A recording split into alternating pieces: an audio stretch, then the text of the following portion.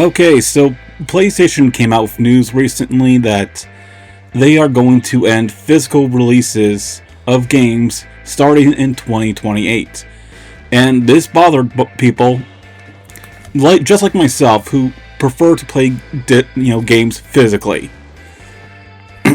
So starting in 2028, all new PlayStation game releases are going to be digital, and any games that are physical are the games going to be released, pre-2028.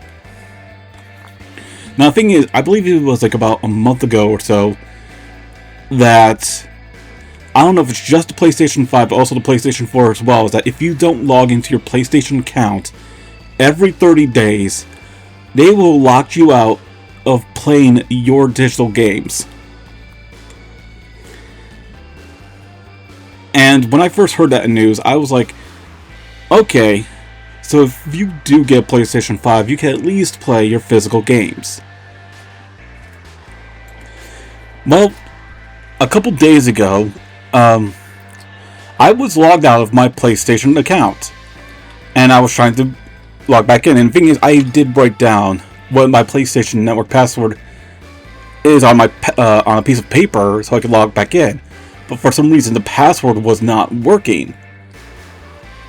So they sent an email to me, and I had to create a new password. And when I was creating the new password, I was like, okay, maybe the reason why my old password wasn't working was because maybe it wasn't the right password. So when I typed it in as a new password, it's like, sorry, you can't use your old password. Oh, you mean the password that wasn't working? So I had to create a new password that is similar to my Nintendo eShop account, and I know it's a bit.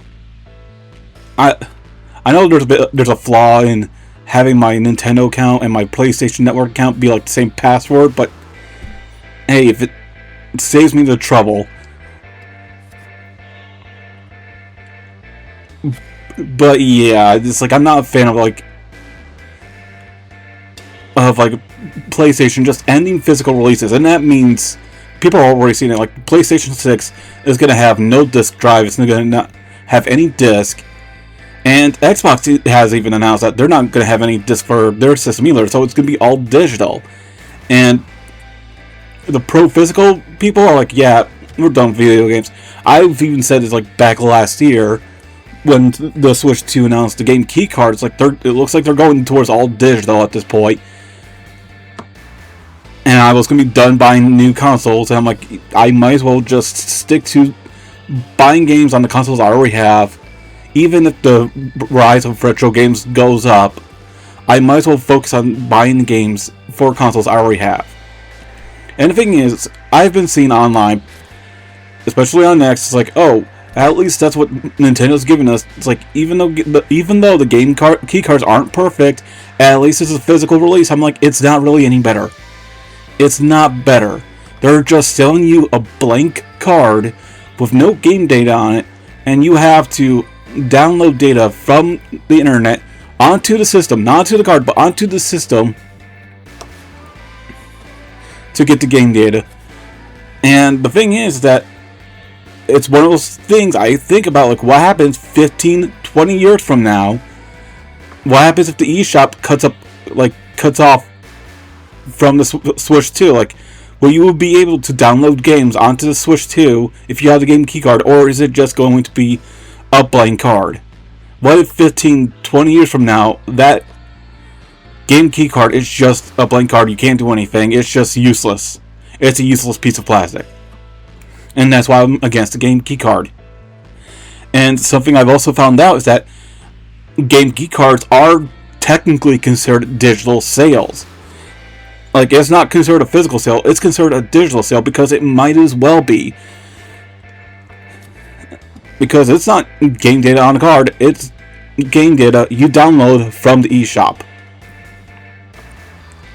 And I've seen someone post some numbers like, oh, 90% of game sales recently are digital sales. I'm like, okay, pop quiz. How many of those digital sales have games that also have physical sales, because that's like less than 50%. What percentage of that 90% is digital only games? Like, you can only get them digitally, you couldn't get them physically. Also, what percentage of those 90% sales are slop on the eShop?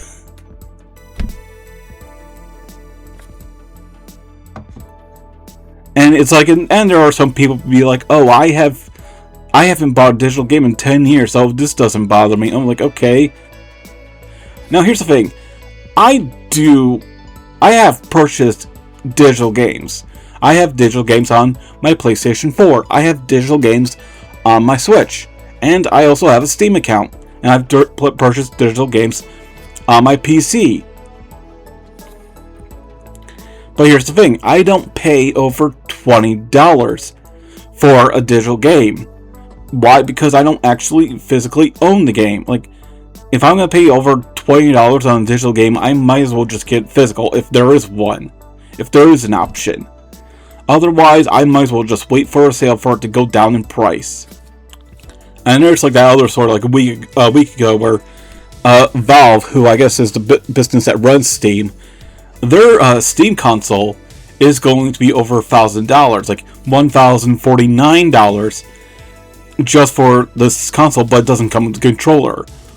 The controller is an extra $100, and I'm like, that is insane.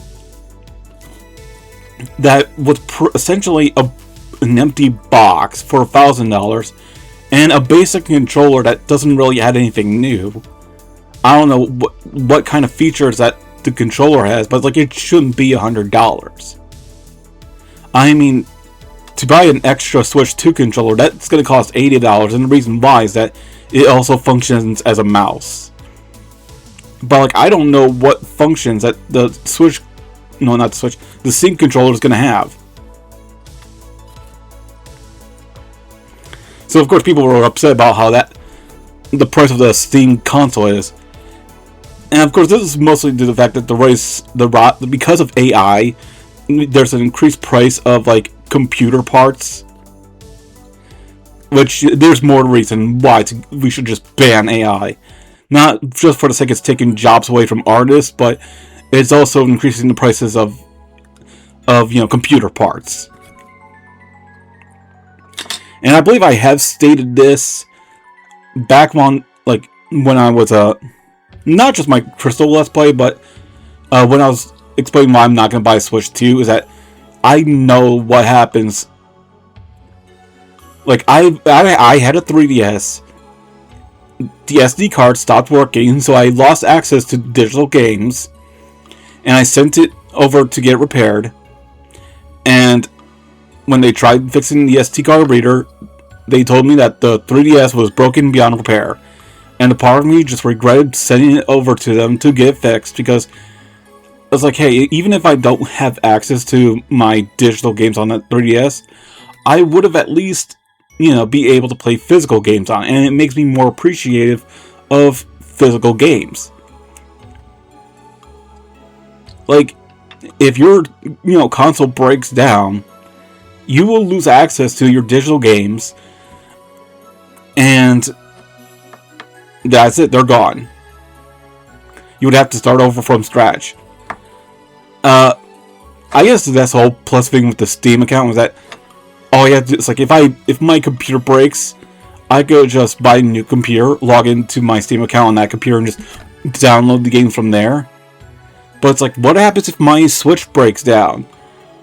From what I've heard, you can't share the same Switch, you can't share the same eShop account on two different Switches. You have to create a new, you have to create a new account on the eShop on a different Switch. So any games I have on this Switch that I have with me is lost if I buy a new Switch. I have to create a new account and buy those same games all over again. I don't know about what happens if my PlayStation 4 breaks. But it's like, that was like part of me. I was like thinking, like, I don't have a PlayStation 5, but a part of me wants to get a PlayStation 5. Because of some games are exclusive there. Like, I wanted to play, like, What was it, Stellar Blade? Or like Metaphor Refantasio? You know, and the thing is, Metaphor Refantasio is also on the PlayStation 4, but only the PlayStation 5 has a physical release. But after hearing the news that the PlayStation 5 is going to end physical sales after, like, starting in 2028, it's like, oh geez, if I'm going to get a PlayStation 5, I'm going to have to rely only on games released before 2028 to be physical releases. If I get a PlayStation 5. But as I've stated, like, in the Switch 2 videos, like, if game consoles are going to be, like, digital only, I don't want it to be a part of it. Especially because I don't want to spend over $20 on a digital game that I don't physically own. I'm just old-fashioned that way. Anyways, that's all I want to say. If there's anyone watching, like the video, please subscribe, and have a nice day. Bye.